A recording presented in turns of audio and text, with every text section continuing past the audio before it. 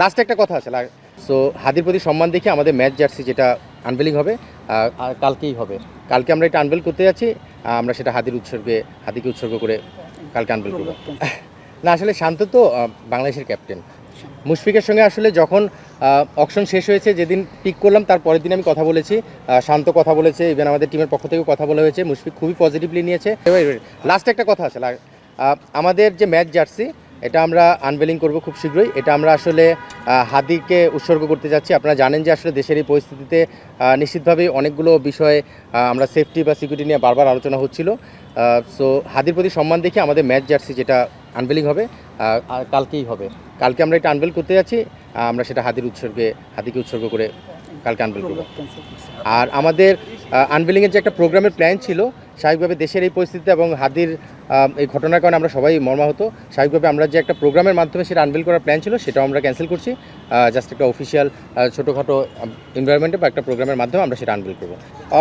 Honestly যদি আমাকে জিজ্ঞেস করেন, আসলে দেশের এই পরিস্থিতিতে আমরা সবাই শঙ্কিত। আসলে সিকিউরিটির ব্যাপারটা নিশ্চিতভাবেই বোর্ড সেটা লুক আফটার করছে। অ্যাজ এ টিম হিসেবে আমরা কিন্তু আমাদের যে প্রিপারেশন, আমাদের যে নিজেদের প্রস্তুতি নেওয়া খেলার জন্য, সেই কাজগুলো আমরা করে যাচ্ছি। স্বাভাবিকভাবে যে কোনো কাজের ক্ষেত্রে সিকিউরিটিটা এনশিওর করতে হবে সবার আগে, প্রায়োরিটি থাকবে সেটা সবার উপরে। নিশ্চিতভাবে আমরা সেই জিনিসটার প্রতি নজর রাখবো এবং ক্রিকেট বোর্ড যদি কোনো আমাদের গাইডলাইন দিয়ে থাকে বা কোনো ইনস্ট্রাকশন দিয়ে থাকে সেটা আমরা অবশ্যই ফলো করবো। বাট এখন পর্যন্ত সেই ধরনের কোনো বিষয় নেই। আমরা চেষ্টা করছি আমাদের সিকিউরিটিটা আমাদের সাইড থেকে যেটা নিজেরা সেফটিটা ইনশিওর করার, সেটা করার মাধ্যমে আমরা এগিয়ে যাচ্ছি। সো এখন পর্যন্ত আমরা খেলার জন্য প্রিপারেশন নিচ্ছি এবং সেভাবে আগাচ্ছি। ফরেন ক্রিকেটাররা কি ফরেন প্লেয়ারের ক্ষেত্রে যেটা হয়েছে, এখন পর্যন্ত আমাদের যে টিকিট শিডিউল আছে আপনাদেরকে আমি জানিয়ে রাখতে পারি। আমরা 23 তারিখ সিলেট যাচ্ছি। স্বাভাবিকভাবে 22 তারিখে আমাদের 6 জন ফরেন প্লেয়ার 22 তারিখে আমাদের সঙ্গে ঢুকে যাবে, বা 23 তারিখ সকালেও যদি আসতে পারে। আমরা 23 তারিখ বিকেলের ফ্লাইটে আমরা সিলেট যাচ্ছি। আমাদের 6 জন ফরেন প্লেয়ার আমাদের সঙ্গে একসঙ্গে ডোমেস্টিকে ফ্লাই করবে। সো ফরেন প্লেয়ারের কাছ থেকে এখন পর্যন্ত আমরা সব গ্রিন সিগন্যাল নিয়ে আগাচ্ছি। যেহেতু ক্রিকেট বোর্ড থেকে কোনো সেই ধরনের কোনো ইনস্ট্রাকশন বা গাইডলাইন আমাদের কাছে আসেনি, সো আমরা ফরেন প্লেয়ারের ক্ষেত্রে তাদের সাথে সেই কমিউনিকেশনটাই রেখেছি এবং আমাদের 6 জন ফরেন প্লেয়ার ইনশাল্লাহ সিলেটে প্রথম দিন থেকেই থাকবে। 6 জন আপনারা অলরেডি জানেন যে আমাদের যে প্লেয়াররা রয়েছে, আপনারা সবাই জানেন আমাদের ডিরেক্ট সাইনিং সহ অকশন থেকে নেওয়া যে প্লেয়ারগুলো, সেগুলোর নাম আপনারা সবাই জানেন। তার মধ্যে আমি যদি নাম মেনশন করি তাহলে প্রথম থেকেই যারা থাকছেন সেই 6 জন হচ্ছে সাহেবজাদা ফারহান, হুসেন তালাত, মোহাম্মদ নওয়াজ, তারপরে লামিচানে থাকছে, বিনুরা থাকছে এবং জাহানদাদ। এই 6 জন প্লেয়ার প্রথম থেকেই থাকছে। বেসিক্যালি চ্যাম্পিয়ন ও রক্ষণেই তো কাজ শুরু করি, বাট স্টেপ বাই স্টেপ আগাতে হয়। আবহাওয়া যখন করেছি তখনও কিন্তু বলেছি যে চ্যাম্পিয়ন আলটিমেট গোল, বাট নিশ্চিতভাবে স্টেপ বাই স্টেপ সময়ের সঙ্গে সঙ্গে ম্যাচ আপ করে কীভাবে আগানো যায় সেটা লক্ষ্য থাকবে। এই বছরও তার ব্যতিক্রম না। মানে বিপিএলে স্বাভাবিকভাবেই আমাদের টিম ওনার থেকে শুরু করে আমরা টিম যখন ম্যানেজমেন্ট দায়িত্ব নিয়েছি, কাজ করা শুরু করেছি, আমরা লক্ষ্যটা চ্যাম্পিয়ন।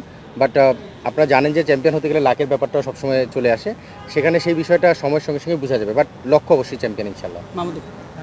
আমাদের পাকিস্তানি এবং শ্রীলঙ্কার যে সিরিজটা, সেটার কারণে কিছু প্লেয়ারকে হয়তো আসা যাওয়া করতে হতে পারে। যেটা আপনারা জানেন যে এনওসি যখন দেওয়া হয়েছে তখন কিন্তু ফুল সিজনই দিয়েছে। আমরা ফর এক্সাম্পল আমরা জানি যে পাকিস্তান টিমে নওয়াজ এবং ফারহান রেগুলার টি20 প্লেয়ার, কিন্তু এখনও কিন্তু টিম সিলেকশন হয়নি। সো তাদেরকে আমাদের ফুল এনওসি দেওয়া হয়েছে একদম বিপিএলের ফাইনাল ডে পর্যন্ত। সেই এনওসি আমরা পেয়েছি। এখন যদি তারা ন্যাশনাল টিমে কল পায়, সেটা একটা নিয়মই থাকে যে ন্যাশনাল টিমে কল পেলে তাদের ন্যাশনাল ডিউটির জন্য যেতেই হবে। সো সেটা সময় বলে দেবে তারা সেই সিরিজে ন্যাশনাল টিমে চান্স পাবে কিনা, সেটা তো আমরা বলতে পারবো না। সো যদি তারা ন্যাশনাল টিমে কল পায় তারা যাবে। আমরা সেভাবে করেও কিছু স্ট্র্যাটেজি সাজিয়েছি। আর শ্রীলঙ্কার প্লেয়ারের ক্ষেত্রে হেমন্ত আমাদের সঙ্গে হয়তো জয়েন করার সম্ভাবনা খুব কম মনে হচ্ছে। এনওসির যে বিষয়টা, হেমন্তাকে হয়তো আমরা পাবো না। আপনারা দেখেছেন তারপরে কিন্তু আমরা লামিজানেকে টিমে ইনক্লুড করেছি। সো কিছু ব্যাপার রয়েছে যেগুলো ইন্টারনাল ব্যাপার, বাট সোফার আমাদের ওই বিষয়গুলো আমরা মাথায় রেখে টিম কম্বিনেশন সেভাবে প্ল্যান করেছি। এখন পর্যন্ত আমরা সেভাবেই জানি, যেহেতু আমাদের এনওসি ফুল সিজনের জন্য দেওয়া। এখন তারা যাবে কিনা সেটাও ঠিক জানি না, তারা যাওয়ার পরে আবার আসবে কিনা সেটাও এখনই বলা কঠিন। বাট আপনি যদি এখনই আমাকে জিজ্ঞেস করেন, আমাদের কাছে যে পেপারসটা রয়েছে বা ডকুমেন্টস রয়েছে, সেখানে তাদেরকে ফাইনাল ডে পর্যন্ত এনওসি দেওয়া রয়েছে। সো আমরা সেটার দিকে আগাচ্ছি। তারপরে কী হবে সেটা সময় বলে দিবে। তবে তার সঙ্গে আরেকটা জিনিস অ্যাড করি, আপনি যেটা বললেন যে আমাদের প্রথম দিন থেকেই যে সব কিছু গোছানো মনে হচ্ছে, আমরা চেষ্টা করছি। তারপরেও কিন্তু আপনি খুঁজতে চাইলে কিছু দোষ খুঁজে পাবেন। বাট আমাদের ফ্র্যাঞ্চাইজি সাইড থেকে যতটা সম্ভব চেষ্টা করা হচ্ছে এবং সেটা নিশ্চিতভাবে সময়ের সঙ্গে সঙ্গে আরেকটু অর্গানাইজভাবে করা সম্ভব। দল আলহামদুলিল্লাহ আমরা অকশনের আগে থেকে যেভাবে প্ল্যান করেছি, অকশন শেষ হওয়ার আগ পর্যন্ত যে প্ল্যানিং ছিল, অকশনের পরে আমরা সেই প্ল্যানিংয়ের সঙ্গে আমরা ম্যাচ আপ করতে পেরেছি এবং এই মুহূর্তে আপনি যদি জিজ্ঞেস করেন আমার কোন জায়গাটা স্ট্রং বা উইক বা কোন জায়গাটা কাজ করার সুযোগ রয়েছে, আমি বলবো যে আপনি যদি টিম কম্বিনেশনটা দেখেন, দেশি প্লেয়ার এবং বিদেশি প্লেয়ার সব কিছু মিলে আমরা প্রতিটা জায়গায় ম্যাচ আপ করার চেষ্টা করেছি এবং পজিশন বুঝে প্লেয়ার নেওয়ার সিলেক্ট করার চেষ্টা করেছি। সো সেই জায়গাটা আমাদের মনে হয় ম্যানেজমেন্টের খুব ভালো সাপোর্ট ছিল। আমরা যখন কোঅর্ডিনেশন মিটিং করেছি সেই জায়গাটা আমরা সেভাবে ফরেন প্লেয়ার কালেকশনের ক্ষেত্রেও নজর রেখেছিলাম। সো আমি আসলে এই মুহূর্তে খুব বেশি উইক বা স্ট্রং জোন আলাদাভাবে মেনশন করতে চাই না। আমার কাছে মনে হয় প্রতিটা জায়গায় স্পেসিফিক তার রোল জানা প্লেয়াররা রয়েছেন এবং প্লেয়াররাও এখন যখন আপনারা ট্রেনিং করে তারাও জানে তার রোলটা কী। সো তাদেরকেও তাদের দায়িত্বটা দায়িত্ব দেওয়া হয়েছে এবং তারা কিন্তু সেভাবেই দায়িত্ব পালন করার জন্য নিজেদেরকে প্রস্তুত করেছে গত এক সপ্তাহ এনসিএল শেষ হওয়ার পরে, এবং এখানে আসার পর ঠিক একই রোলটাই তারা মেনটেন করার চেষ্টা করছে। সো আমার মনে হয় যে প্রতিটা জায়গায় আমরা খুব গোছানোভাবে আগানোর চেষ্টা করছি। আবাহনীর বিষয়টা ছিল যে আসলে লাস্ট মুহূর্তে আমি টিমের দায়িত্ব নেওয়ার পরে আবাহনীর টিম যখন করেছি শান্ত মোসাদ্দেক সাথে নিয়ে একটা টিম করার চেষ্টা করেছিলাম। আলহামদুলিল্লাহ মমিনুল এবং মিথুন থাকার পরে টিমটা যথেষ্ট ভালো মানে রেজাল্ট হয়েছে, চ্যাম্পিয়ন হয়েছে। আর এই টিমের যে বিষয়টা আমরা শুরু থেকেই ঠিক একইভাবে আগানোর চেষ্টা করছি। আপনারা জানেন ডিরেক্ট সাইনিং শান্ত এবং তামিম ছিল, শান্তর সঙ্গে প্ল্যান করি টিম করার ক্ষেত্রে বড় ভূমিকা রেখেছে। ইভেন আমি মাহাদি নামটা বলতেই হবে, মাহাদিও টিম প্ল্যানিংয়ের সঙ্গে প্রথম থেকেই ছিল। ইভেন আমাদের টিম ডিরেক্টর বাবু আছেন, ওনারা ছিলেন। সো বাকি যে বিষয়টা আপনি বললেন ক্যাপ্টেন্সি, আমার মনে হয় যে ক্যাপ্টেন্সিটা অফিসিয়ালি আপনারা অ্যানাউন্সমেন্ট জানতে পারবেন। সেটা আসলে ক্যাপ্টেন যে ডিসিশনটা সেটা সাধারণত হেড কোচ ছাড়াও কিন্তু আরও কিছু মেম্বার রয়েছেন যারা ডিসিশন মেকিং করে, আমাদের টিম ওনার থেকে শুরু করে যাদের নাম মেনশন করলাম সবাই মিলে একটা সিদ্ধান্ত হবে। হয়তো আপনারা আজকে বা কালকের মধ্যেই এটা জেনে যেতে পারবেন। মুশফিকের সঙ্গে আসলে যখন অকশন শেষ হয়েছে, যেদিন পিক করলাম তার পরের দিন আমি কথা বলেছি, শান্ত কথা বলেছে, ইভেন আমাদের টিমের পক্ষ থেকেও কথা বলা হয়েছে। মুশফিক খুবই পজিটিভলি নিয়েছে বিষয়টা এবং রাজশাহীতে খেলছে, সে ওনার ওন ফিল করছে। বিকজ জানেন যে বগুড়ার ছেলে, তো বগুড়ার হয়ে রাজশাহীর টিমে খেলবে। সো সব কিছু মিলে সেই ওনারশিপটা সেই নেওয়ার জন্য প্রস্তুত। এবং আজকেও যখন ট্রেনিং সেশনে এসেছে, মুশফিকই এখানে বেসিক্যালি আমাদের লিডার, আমরা জানি মানে মোস্ট এক্সপিরিয়েন্স বাংলাদেশের না ওয়ার্ল্ডের one of the most senior player. So মুশফিককে পাওয়া এবং মুশফিকের অ্যাডভাইস নেওয়া সেটা আমাদের টিমের জন্য একটা বড় পাওয়া। নিশ্চিতভাবে মুশফিকের অ্যাডভাইস পাশাপাশি আমাদের আন্ডারস্ট্যান্ডিং কমিউনিকেশনের মাধ্যমে আমরা নিশ্চিতভাবেই মুশফিকের ফুল সার্ভিসটা পাবো এবং মুশফিক সেটার জন্য প্রস্তুত আছে। টি-20 ক্রিকেটে যেটা হয়, ফর্মটা খুব ইম্পর্টেন্ট, বাট কিছু সময়ের জন্য যদি অফ ফর্মেও চলে যায় সেই প্লেয়াররা ফর্মে ফিরে আসার জন্য কিছু সময় পেলে সেটা রিকভার করা সম্ভব হয়। আর ফর্মটা আসলে টি-20তে কিন্তু খুবই ফ্ল্যাকচুয়েট করে, আসলে আপনি ওইভাবে বলতে পারবেন না। বাট একটা জিনিস আপনি লক্ষ্য করবেন, আমাদের আপনি যেটা বললেন ইমার্জিং টিমের যে প্লেয়াররা ছিল তারা ফর্মে আছে এবং টি-20-র জন্য তারা বেশ আদর্শ প্লেয়ার বলেই মনে হয়। আপনি প্রিমিয়ার লিগ টিম করতে গেলে হয়তো আমি ডিফারেন্টভাবে চিন্তা করব, বাট হ্যাঁ নিশ্চিতভাবেই তারা ভালো ফর্মে ছিল এবং ওই টিমটা কিন্তু বাংলাদেশ এ টিম বলা হচ্ছে। দ্যাট মিনস বাংলাদেশের ন্যাশনাল টিমের পরেই সেই প্লেয়ারগুলোকে রিপ্রেজেন্ট করছে। সো নিশ্চিতভাবেই তারা ক্যাপাবল এবং যথেষ্ট ভালো প্লেয়ার বলেই তারা পিক হয়েছে। সো আমি আসলে ওই জায়গাটা ওইভাবে মেনশন করতে চাই না, বাট যারাই এসেছে তারা প্রমিজিং এবং ভালো প্লেয়ার, সেই জন্যই তারা না এটা খুব এনজয় করি আমি। কারণ আমি যখন এজ গ্রুপেও কাজ করেছি, ভালো কাজের স্বীকৃতি তো আসলে এই আলোচনার মাধ্যমেই। আসলে আলোচনাটা দুইভাবে চিন্তা করা যায়, আলোচনা সমালোচনা। বাট সোফার আলহামদুলিল্লাহ আমি ক্রিকেট বোর্ডের সঙ্গে 10 বছর যাবত কাজ করছি, ক্রিকেটের সঙ্গে খেলা ছাড়ার পরে 10 বছর যাবত অ্যাটাচমেন্টে আছি। সো আলোচনাটা আমি এনজয় করছি এবং প্রেশার তো কিছুটা থাকে, কিন্তু সেই প্রেশারটা আমি ফিল করি যদি ভালো কাজ করা যায় প্রেশারটা থেকে ওভারকাম করা যায়। আর যদি অনেস্টলি করা যায় তাহলে সেই প্রেশারটার প্রেশার থাকে না। কারণ আমি জানি আমি আমার জায়গা থেকে অনেস্ট, সাকসেস ফেলিওর তো অ্যাট দ্য এন্ডে আসে। বাট সেই জায়গাটা অনেস্ট থেকে যদি আমি আমার বেস্ট এফোর্টটা দেওয়ার চেষ্টা করি, আমার রোলটা সম্পর্কে সচেতন থাকি, তাহলে আমার মনে হয় এটা এনজয় করি আমি, এবং আমার মনে হয় যে এটা পজিটিভভাবে আমি চিন্তা করি সব। নিশ্চিতভাবেই আমরা যখন বিপিএল এর আগেও কাজ করেছি বা বিভিন্ন সময় দেখেছি, সিকিউরিটির ব্যাপারে কিন্তু খুবই সচেতন ক্রিকেট বোর্ড। নিশ্চিতভাবেই গভর্নমেন্ট একটা ক্লিয়ারেন্স কিন্তু লাগে। আপনারা জানেন যে এখানে মানে প্রচুর মানুষের ইনভলভমেন্ট লাগে সিকিউরিটির কারণে। সো সেখানে গভর্নমেন্ট একটা ক্লিয়ারেন্স নিয়েই বিসিবি সেটা লুক আফটার করবে এবং সিকিউরিটি যেভাবে থাকে তারপরে আসলে এক্সট্রা সিকিউরিটি আর খুব বেশি মনে দরকার হয় না। আমি যখনই বিপিএলে কাজ করেছি আমি দেখেছি। সো সিকিউরিটির ব্যাপারে অবশ্যই আমরা সেটা সচেতন থাকবো এবং আমার মনে হয় যে ক্রিকেট বোর্ড সেটা গভর্নমেন্টের ক্লিয়ারেন্স নিয়েই কিন্তু সেই জায়গাটায় মুভ করবে। সো আমার মনে হয় যে সিকিউরিটি ইনশোর করার পরেই কিন্তু ক্রিকেট বোর্ড সিদ্ধান্তটা নেবে যে তারা কীভাবে আগাবেন। সো আমি খুবই পজিটিভ, গভর্নমেন্ট থেকে পজিটিভ ক্লিয়ারেন্সই পাবো এবং ক্রিকেট বোর্ডও সেভাবে পজিটিভলি সাপোর্ট করবে।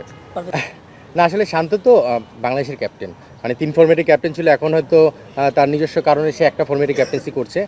ক্যাপ্টেন্সি শুরুটা কিন্তু যখন আমি যদি বলি মানে এলিট লেভেলে বা টপ লেভেলে, সেটা হলো আমরা লোকাল যখন একবার প্লেয়ারদের নিয়ে টি-20 ক্রিকেট হলো, যেটা মিনিস্টার রাজশাহী একটা দল ছিল, সেই রাজশাহী দলের কিন্তু শান্ত ক্যাপ্টেন ছিল। তখন আমি টিম ম্যানেজার ছিলাম, মেন্টর ছিলাম। সো স্বাভাবিকভাবে তখন থেকে তার শান্তর সঙ্গে অ্যাটাচমেন্টটা খুব ক্লোজলি করা হয়। তারপরে তো বিভিন্ন সময় বিভিন্ন জায়গায় কাজ করার সুযোগ হয়েছে, কমিউনিকেশন করার সুযোগ হয়েছে। আর রিসেন্টলি যেহেতু আমি ন্যাশনাল সিলেক্টর ছিলাম, স্বাভাবিকভাবে শান্তর সঙ্গে বিভিন্ন মিটিং অ্যাটেন্ড করতে হয়েছে, বিভিন্ন আন্ডারস্ট্যান্ডিং আন্ডারস্ট্যান্ডিংয়ের মাধ্যমে ডিল করতে হয়েছে। সো সেই জায়গা থেকে আমার মনে হয় যে শান্ত যথেষ্ট ক্যাপাবল একজন ক্যাপ্টেন। যদিও আমি কিন্তু রাজশাহীর ক্যাপ্টেন হবে কিনা এখনই বলতে চাচ্ছি না, বা আমি আরও আলোচনার পরেই জানাতে পারবো। বাট শান্ত নিশ্চিতভাবে একজন ভালো ক্যাপ্টেন ম্যাটেরিয়াল এবং টিমম্যান। মানে একটা টিমের কিন্তু রেজাল্ট করার পিছনে এই টিমম্যান হওয়াটা খুব জরুরি। নিজের পারফরমেন্স যদি ভালো নাও হয়, টিমের কাছ থেকে কীভাবে ভালোটা আদায় করে নিতে হয় সেটা শান্ত খুব ভালোই জানে। আবনীতে সেটা আমরা ফল দেখেছি। সো আমার মনে হয় যে শান্তর সঙ্গে আমার আন্ডারস্ট্যান্ডিং যথেষ্ট ভালো। সো শান্ত যেহেতু টিমে আছে, নিজের পারফরমেন্সের পাশাপাশি টিমটাকেও কীভাবে সাপোর্ট করা যায়, গাইড করা যায়, সেটা নিশ্চিতভাবেই সে নজর রাখবে। এটা তো আসলে সময় বলে দিবে, কারণ টিম কম্বিনেশনে স্বাভাবিকভাবে মুশফিক একটু প্রায়োরিটিতে থাকবে, কারণ আমরা জানি যে মুশফিক কিপিংটা মোর এনজয় করে। মানে ফিল্ডিংয়ের চেয়ে কিপিংটা যদি যখন করে তখন সে অনেক ইনভলভ থাকে। আর মুশফিকের মতো একজন কিপার যদি উইকেটের পেছনে থাকে, যে কোনো বলার বা টিমকে হ্যান্ডেল করা খুব সহজ হয়ে যায় ক্যাপ্টেনের জন্য। সো মুশফিক যদি ক্যাপ্টেন হয়, নিশ্চিতভাবেই উইকেটের পেছন থেকে সেটা গাইড করতে পারবে। যদি অন্য কেউ ক্যাপ্টেন হয়, সেখানেও কিন্তু মুশফিকের সেই গাইডেন্সটা পাবে। সো আমার মনে হয় যে মুশফিক কিপিংয়ে নিশ্চিতভাবেই এনজয় করে। যদি সে কিপিং করতে চায় ম্যাচে, তার প্রায়োরিটিটা বেশি থাকবে। আর আকবর যদি খেলে, স্বাভাবিকভাবে আকবরও কিন্তু সেখানে কিপিংয়ের জন্য যথেষ্ট ক্যাপাবল। সো এখানে বিষয়টা ডিপেন্ড করছে যে মুশফিক কীভাবে চিন্তা করছে, এটা আমরা ম্যাচে আপনারা কিন্তু দেখবেন যে আমাদের ক্যান্ডিডেট কিন্তু বেশ ভালো কিছু ক্যান্ডিডেট রয়েছে। মুশফিক, শান্ত রয়েছে, ইভেন আকবরও কিন্তু ভালো ক্যাপ্টেন, মানে প্রুভেন ক্যাপ্টেন টিম রেজাল্টের জায়গা থেকে যদি চিন্তা করি। সো ক্যাপ্টেনের অপশনে খুব ভালো একটা মধুর সমস্যা আছে। নিশ্চিতভাবেই আপনারা আজকে হয়তো জেনে যেতে পারবেন, আজকে না হলেও কালকের মধ্যে অবশ্যই আপনারা জেনে যেতে পারবেন যে আমাদের ক্যাপ্টেন কে হচ্ছে। প্রথমে আপনার কথা ধরে অ্যাডাপ্ট করতে পারেন, এটার সঙ্গে আমি পুরোপুরি একমত হতে পারবো না, কারণ রিসেন্টলি যদি আপনি আমাদের টি20 পারফরমেন্স দেখেন বাংলাদেশ দলের, তাহলে অ্যাডাপ্ট করতে পারেনি সেটা আসলে বলাটা একটু কঠিন। বিকজ রিসেন্টলি কিন্তু আমরা টি20টা খুব ভালো খেলছি, আমরা বেশ কিছু সিরিজ জিতেছি হোমে এবং অ্যাওয়েতে। তো সেই জায়গা থেকে আমার কাছে মনে হয় যে অ্যাডাপ্ট করেছে। তবে বিপিএলের এবারের উইকেটটা যদি ভালো হয়, যেমন গতবার আমরা মিরপুরে যথেষ্ট ভালো উইকেট দেখেছি, চিটাগাং সিলেটে ভালো হবে আমরা প্রত্যাশা করি। যদি এই ধরনের ভালো উইকেটে খেলা হয়, তাহলে ওয়ার্ল্ড কাপ যে প্রিপারেশনটা সেটা যথেষ্ট ভালো হবে। বিকজ আমরা ব্যাটসম্যানদের নিয়ে বেশি কনসার্ন। মানে ওয়ার্ল্ড কাপে যদি আমরা বলি, বলারদের চেয়েও মূল কনসার্ন কিন্তু ব্যাটসম্যানদের জন্য। সেই জায়গাটা যদি উইকেট ভালো থাকে, ব্যাটসম্যানরা যদি স্বাচ্ছন্দ্যে শর্টসগুলো খেলতে পারে, তাদের কনফিডেন্স ফিরে পাবে। ঠিক একইভাবে বলারও কিন্তু চ্যালেঞ্জটা ফেস করবে। সো আমার মনে হয় যে ভালো উইকেটে যদি আমরা খেলতে পারি, এবং আশা করি খেলবো, সেটা যদি হয় ওয়ার্ল্ড কাপের জন্য খুব ভালো প্রিপারেশন নিয়েই তারা যেতে পারবে। সেটা ডিপেন্ড করছে আসলে কেমন উইকেটে খেলা হচ্ছে। আপনি যদি লাস্ট টি20 ওয়ার্ল্ড কাপ দেখেন, আমেরিকায় খেলা হয়েছে, সেখানে 180 উইকেট ছিল না। সো সেটার সঙ্গে ম্যাচ করার ব্যাপার রয়েছে। আপনি শুধু 180 খেলবো ব্যাপারটা এইভাবে চিন্তা না করে, যখন যেটা ডিমান্ড করবে সেটাই ফুল করতে হবে। তবে 180 খেলার জন্য যেটা দরকার সেটা হলো ভালো উইকেটে খেলা। সেটা আমরা আশা করছি যে এবার বিপিএলে যদি আমরা পাই, এবং যদি প্লেয়াররা সেই প্রিপারেশন দিতে পারে, 180+ যদি রেগুলার খেলা হয়, নিশ্চিতভাবে বলার ব্যাটসম্যান দুজনের জন্য ডিফারেন্ট চ্যালেঞ্জ থাকবে, এবং সেটা তারা যদি প্রিপারেশনটা এখান থেকে নিতে পারে, ওয়ার্ল্ড কাপে তার প্রতিফলন দেখা যাবে। লাস্ট ওয়ান সিকান্দার ভাই, এটা আমার কাছে মনে হয় যে কোনো দলেরই, শুধু ন্যাশনাল টিমের এই গাইডলাইন না, আমার মনে হয় যে সেই দলটার তাদের স্ট্র্যাটেজির উপর ডিপেন্ড করে। ফর এক্সাম্পল, আমি যদি গতবার আপনি দেখেন, যদি আবহানিতে কিন্তু নাহিদ রানা খেলেছে, আপনি নাহিদ রানার নামটা মেনশন করলেন। আবহানিতে নাহিদ রানাকে কিন্তু আমরা যেভাবে খেলানো দরকার, ইম্পর্টেন্স বুঝে এবং সময়ক্ষণ বুঝে কিন্তু ম্যাচ খেলিয়েছি। সেটা বিসিবির গাইডলাইনের সঙ্গে কিছুটা ম্যাচ আপ করে। সো টিম স্ট্র্যাটেজির উপর ডিপেন্ড করে। আমাদের টিমেও নিশ্চিতভাবে ন্যাশনাল টিমের কিছু অপশন প্লেয়ার রয়েছে, আমি বলবো না ন্যাশনাল টিমেরই, pace bowling, specially pace bowling এই জিনিসটা লুক আফটার করা হয়, ওয়ার্কলোড বিষয়টা।